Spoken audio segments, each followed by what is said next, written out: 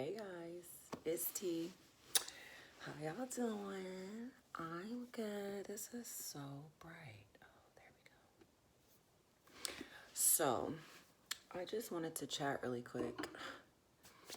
Um, because one of my girlfriends and I were talking Friday, and we were tossing around something that I'm going to be doing on my YouTube channel. One of the things that she said on Friday stuck out with me today, and it made me want to come and hit play. Bars. Anyways, hope you guys are doing good. Happy New Year. I haven't been on since 2020. A lot has happened, but we'll get into that another time. I'm on now to dump my guts, spill them, about fear and how paralyzing and debilitating fear can be, and to talk about one of the triggers. That's such a buzzword now. I hate to say it, and I've been, occasionally looking for another word to substitute it with, but I don't need to be difficult. I'll just use the word trigger. But anxiety is a big trigger for fear. Those of you may or may not know. Well, the majority of you that are going to see this video, the early onset, know that I used to be a flight attendant. And it was my dream job.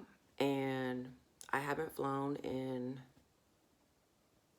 it'll be 3 years in February. That makes me so sad. I haven't flown professionally in almost 3 years next month. I'm not going to cry about it because I'm going to fly again this year, watch. So I said that to say, full disclosure, full transparency, because if I'm going to share a story or share my story, I'm not going to sugarcoat. I'm not going to leave things out unless it pertains to someone else, because I do believe there is a way to tell your story without throwing people under the bus. But in any case, for this particular story, nobody's under the bus but me. At the time that I started flying, it took me 2 times to get to training. I went to training, flunked the first time, and I shared that with people around me. And then I went back 3 months later, and I got my wings and I was flying. And at the time I was married, and my youngest son was, matter of fact, he had prom. He had prom. I graduated, he had prom, and then the following week, he graduated. And then, he graduated on a Saturday, and on that Monday, I was gone for a week to do my IOE. So, yeah, it was perfect. He got his wings to fly out the nest, so to speak, and I received my wings to fly with my dream job, and I loved every minute of it. But I had a lot of stuff going on in my personal life that just was not balanced. It wasn't balanced, and I was in denial about that. And mostly because for the majority of my adult life, I was always juggling a multitude of hats. Like, I was a mom, I was a young mom, so I was still growing up, raising 3 kids. I was a young wife who was married to someone who was on a fast track in his career. I went to school, I got my bachelor's, I got my master's. He went to school all the way through his doctorate. We were doing ministry stuff. We were just super busy as a family. But then we had, as our own family, but then we also had obligations outside of our family, because we were always we always had our doors open to help anyone who wanted to come live with us. So we always, in addition to our own kids, we were always raising another kid, or we were always surrogate parents. When kids get into it, with their parents, mostly teenage girls. They get into it with their parents or, something like that. They would always come to us and we always had our doors open. So we were always kind of juggling a whole bunch of stuff. And then around 2012, my mother-in-law, God rest her soul, she came to live with us. And so we were all juggling her as well because she had dementia. And and then on top of that, my marriage was so I'm doing all that, and I'm a flight attendant. I have been a stay-at-home mom for the majority of my adult life. Um, and so, yeah, I buckled. I buckled. I made tons of mistakes at work. I was getting wrote up for just dumb stuff. Like, for instance, I had an um, intermittent time off. I can't remember the direct verbiage because it doesn't really matter. But I have migraines, or and so I had a intermittent leave of absence, LOA, intermittent LOA, which means that you can, you're not taking a block set of time at once. It's based on need.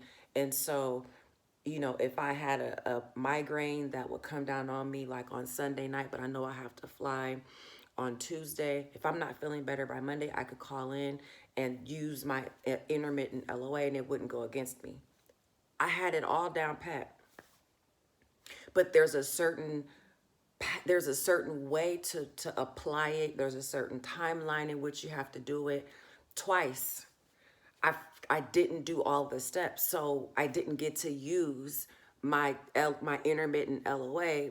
It went against me as time off, so I kept blowing through. You see what I'm saying? So because I was doing so much and I was preoccupied mentally, I wasn't doing everything that I knew to do. I was forgetting steps. Thank God I never had any missteps in flight. Um, but I could have.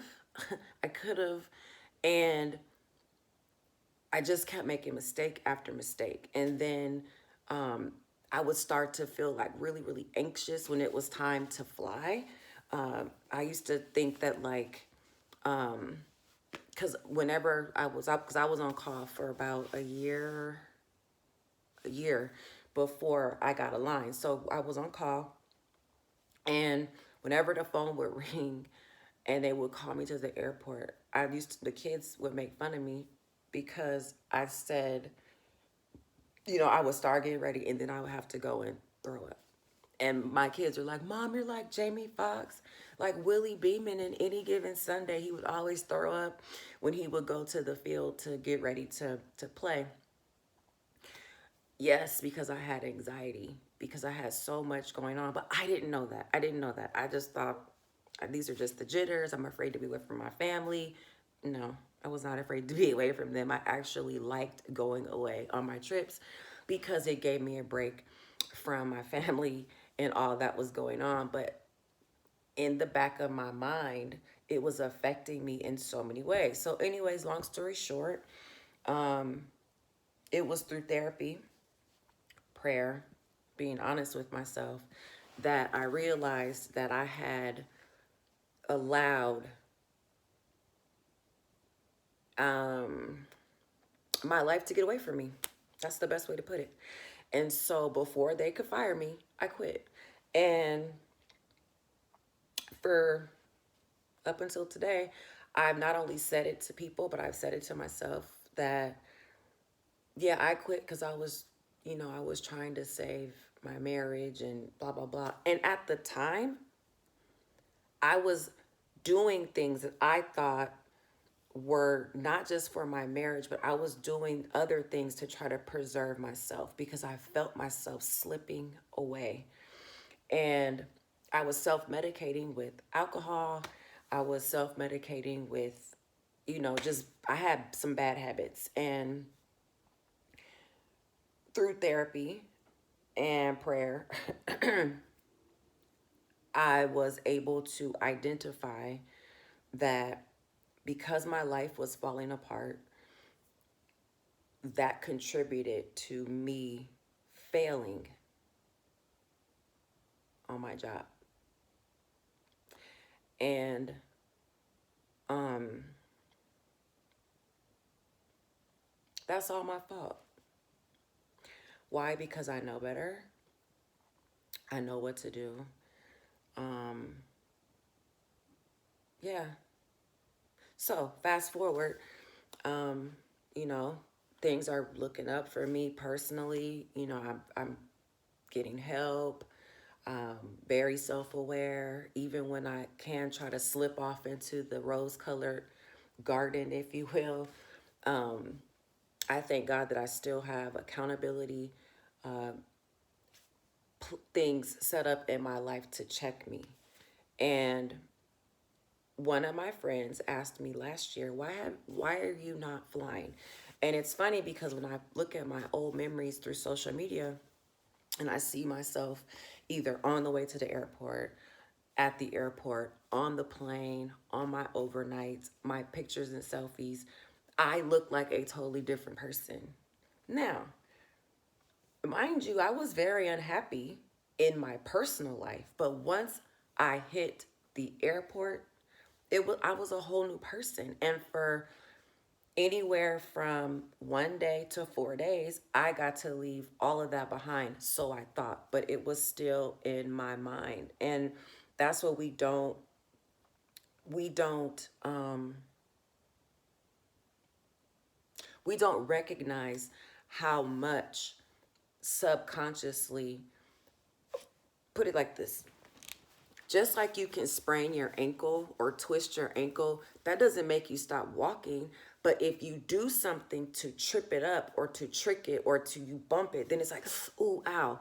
That's what happened. So because I was already walking this really, really tight rope in my personal life, and then you have this very detail oriented job that's, I mean, you're responsible for anywhere from one, well, always at least three people, right? So if you do like just a flight with two pilots and yourself, you're responsible for at least three people's safety and health in the cabin, all the way up to however many the plane seats.